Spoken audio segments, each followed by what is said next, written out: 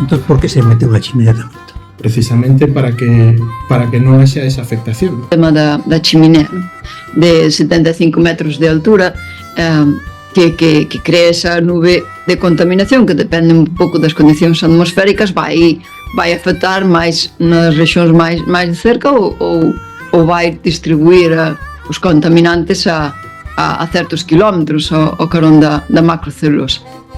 Pero iso non significa que por ter a chimenea vai desaparecer o problema.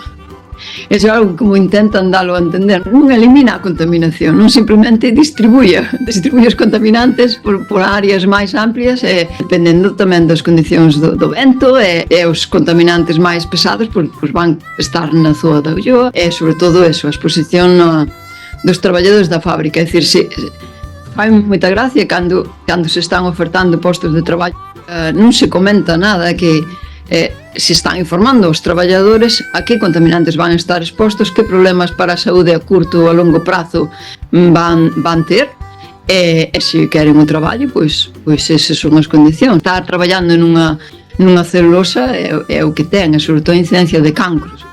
É o que noto que non é xusto, é dicir, estás imitando aos traballadores a traballar nunha macrocelulosa que van estar expostos a eses contaminantes, pois tens que informálos que potencialmente teñen maior risco de desenrolar esas enfermedades, porque hai miles de estudos que o demostraron.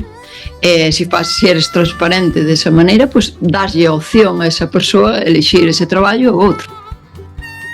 Non me parece xusto non informar as persoas dos riscos laborais, porque hai coñecemento suficiente para delo. No informe de Altri non hai ningún parágrafo, ninguna páxina informando dos riscos para a saúde aos traballadores.